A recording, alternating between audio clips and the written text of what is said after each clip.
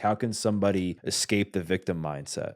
Well, so if I was talking to a person like that, I would say, first of all, I get it because I've been to that place myself. I mean, I've had moments when I didn't think life was worth living and I imagined my own suicide. Never that I planned it or I was going to do it, but I kind of fantasized it, you know? I've been to those places. So I get it. Secondly, I would say, I feel that the world's against me. That's not a feeling, it's a belief. Okay. If you have that belief, it's because at some point you had that experience, but you're not having that experience right now.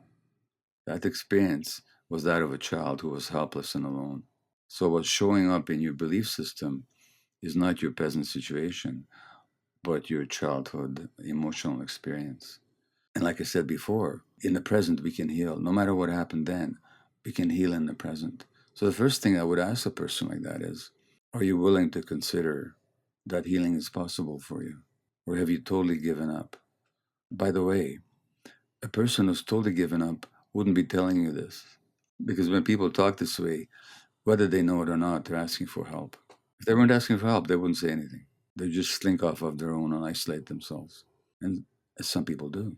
So anybody who speaks the way that you just cited is already, whether they know it or not, they're looking for help. And if that's the case, then they can be helped. And so that's the second point is don't try and solve this on your own. We're human beings. We're creatures that evolved in connection and community. You're not alone with this.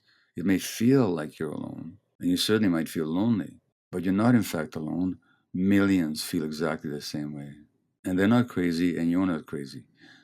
Those beliefs and feelings are normal responses to abnormal circumstances. So that's how I begin working with the people, with a person with that mindset. And I guess to take this one step further, I've heard you talk about like that one of the main problems with society today is that a lot of people who have mental health struggles and they're struggling with situations like this where they feel stuck and they can't get out of their own way at times. They feel like people are against them. They're dealing with trauma and then they might go see somebody who's not trained in trauma. They don't have the experience. Like how can somebody begin to take that path and make sure that they're finding somebody that is like, trained in that and then also that they're able to self-regulate themselves when needed. Well, that's a huge question because unfortunately, look, I've been through medical training. I'm a physician, and the average physician never hears any of the stuff I just talked about.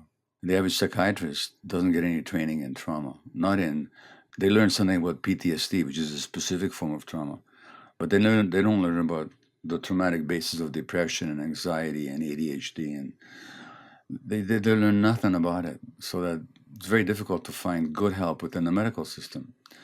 Now, many therapists also don't get any such training. There's a lot of therapists that are designed only to change your beliefs and your behaviors, but not to address the fundamental reasons for those behaviors.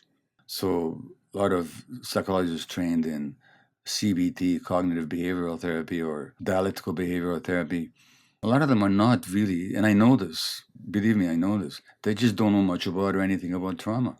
Then they can't help you with the fundamental wound that you're carrying. They can help you with the manifestations, and that's not useless, but they can't help you heal at your core. So then there are therapies that are deeper than that. There is body-based therapies such as somatic experiencing, developed by my friend and teacher Dr. Peter Levine.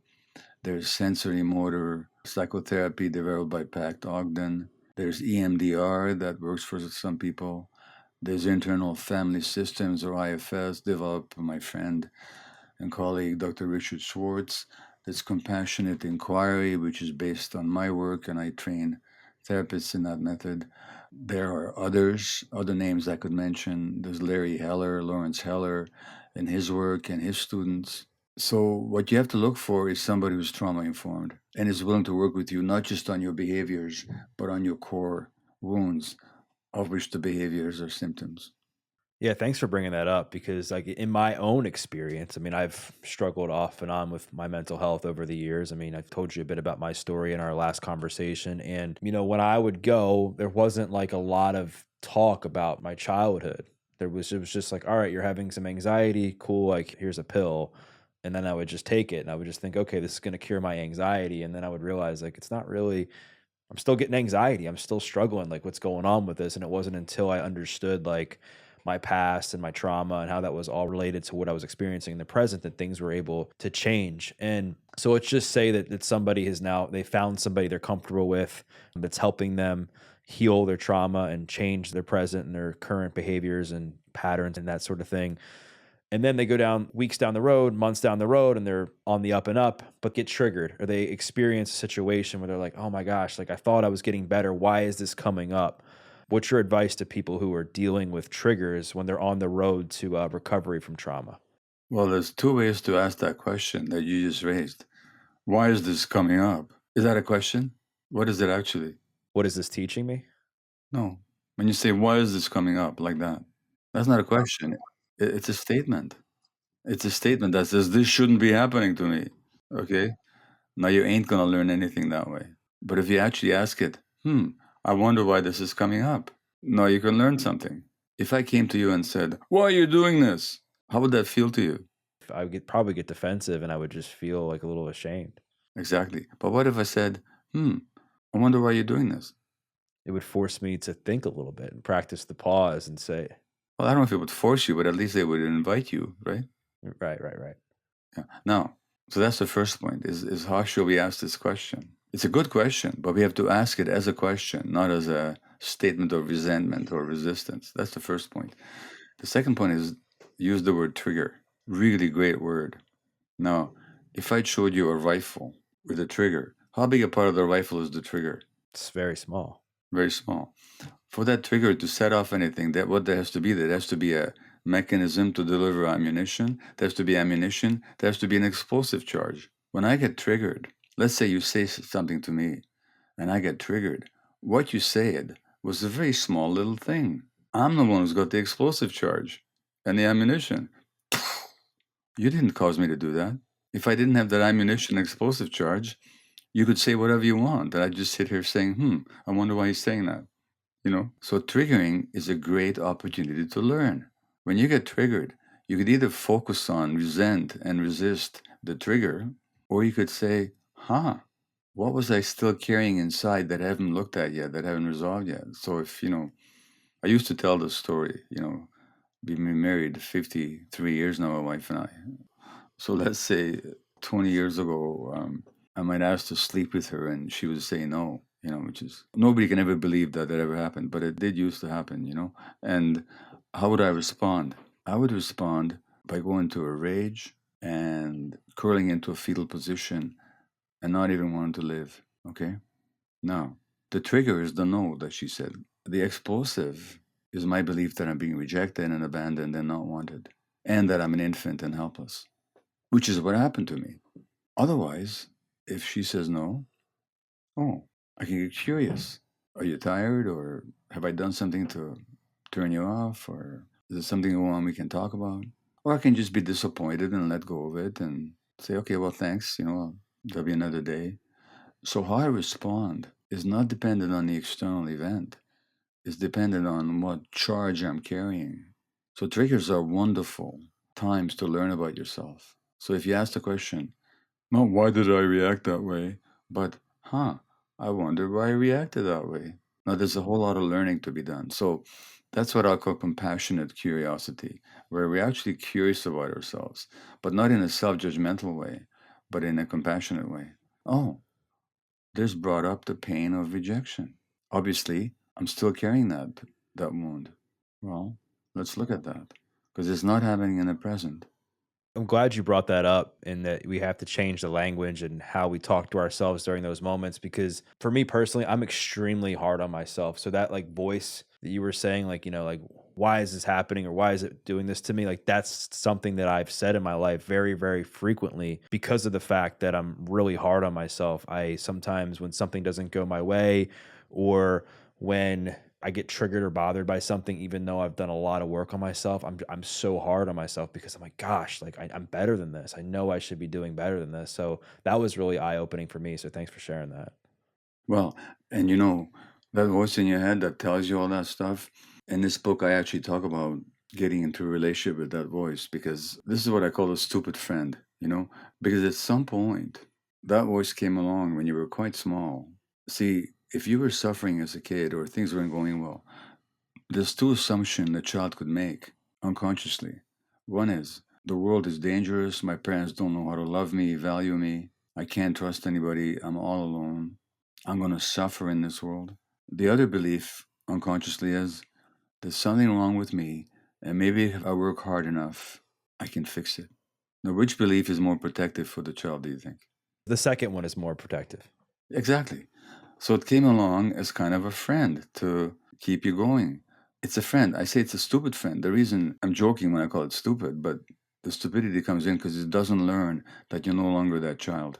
It keeps giving you the same message. So my suggestion, Doug, is next time you hear that voice, say hello to it and say, thank you. You know what? Because ask yourself, how old is that voice? I mean, how old were you when it first came along? I mean, I was young because I remember there was this idea that I developed about myself from when I was a child that I wasn't good enough because I wasn't picked for sports teams. I got yelled at a lot. So give me an age, 5, 6, 7. Yeah, I mean, I would say I was in elementary school, I think. Okay, let's call him a 7-year-old. This voice is a 7-year-old kid telling you a story. So say hi to it. Hello, I got it. You're still working to make me better in this world, but you know what? Relax, kid. I can take care of it now. You know, it's just a little immature little friend. That's all it is. It didn't come along to torment you. It came along to actually protect you. Right. And I think you're right. It's so important to have a conversation with that voice and then also change the conversation with that. And then along the lines of like, childhood, one of the things that my audience wanted me to talk to you about more in depth is like parenting, and that parents are having a hard time right now, I think, with their kids growing up in this world that is hard. You're easily distracted, you're easily addictive, you're easily on your screen all the time. Like, what advice do you have for parents who are raising kids in this world today so that they can, raise them to the best of their ability? It's very difficult to raise kids these days because we're not living in the way that human beings evolved. Like every animal evolves in a certain environment and context and is suited to that environment and context. If you want to understand elephants, don't study them in a zoo. Study them out in a forest or where they live, you know? And human beings, we no longer live in the environments even close to it in which we evolved out there in nature in small groups connected to each other. Parenting kids used to be a group activity. It happened in the tribe, in the clan. Parents had lots of support. Kids spent their whole day around their parents. It wasn't goodbye in the morning, hello in the evening, and most of our time is spent away from each other. That would never used to be the case, not throughout millions of years and hundreds of thousands of years. Now, we can't go back to that life, and nor would anybody want to necessarily, but we have to understand what we've lost. So first of all, you have to understand a few things. The great Buddhist teacher Thich Nhat Hanh, who died about a year ago, he said that the greatest gift a parent can give to their child is his or her own happiness. So take care of your emotional states, because your kid is sensitive enough to be downloading your emotional states and making them their own. So if you're stressed, unhappy, depressed, anxious, addicted, believe me, your kid is going to absorb all that and make it about themselves, that there's something wrong with them. So take care of yourself. Live a life that you can live with. And if you get the first 3 years right, by the way, you got it made. So when your kids are really small, consciously make the first 3 years as stress-free and as clear of psychological dysfunction as possible. That means work on your traumas. Work on your relationship with your partner, your spouse. That's the first thing. Beginning with pregnancy, by the way. Number one. Number two, understand what the needs of children are. Needs of children are for unconditional loving acceptance in the context of a secure relationship where the child doesn't have to work to make the relationship work. The acceptance and the regard should be unconditional. Allow the child to have all their emotions. Whatever the emotions are, let the child have them, understand them. Don't force them to suppress their emotions. I'm not saying be permissive with behaviors. I'm saying don't force the child to suppress their emotions. Don't tell them not to be angry. Don't tell them to cheer up when they're sad. Validate the anger, validate the sadness. These are essential brain circuits for such feelings. Nature gave them to us for a reason. Allow the child to experience them. That way they can stay connected to themselves. Thirdly, there's a need for spontaneous free play out in nature. Get the hell away from these devices. Don't give a 1-year-old an iPad or a cell phone. Get rid of the screens in your house when your kids are small. Have a screen in a locked room for yourself if you need one. But don't be phoning and texting and emailing around your kids, because the message they get is the device is more important than they are. Don't go for a walk with them and texting and looking at your cell at the same time. Don't give the kids these devices. They've been documentably shown to interfere with the healthy development of brain circuits. This has been shown on brain scans. So if I was raising kids today, I wouldn't let them near a screen for years. On the other hand, I would encourage them to be outdoors, be with them, play in nature, spontaneous creative play. So these are the essential needs of children. I talked about them in this book. They're difficult to provide in this culture because if you do any of this stuff, you'll be an outlier because all your friends and all your kids' friends' parents will be on their cell phones all the time. So you have to make a decision not to buy into the false values of this, what I call this toxic culture. So that's some basic advice, easily said, hard to achieve, but at least these are the goals that we need to be striving for. I wish I had known this stuff when my kids were small.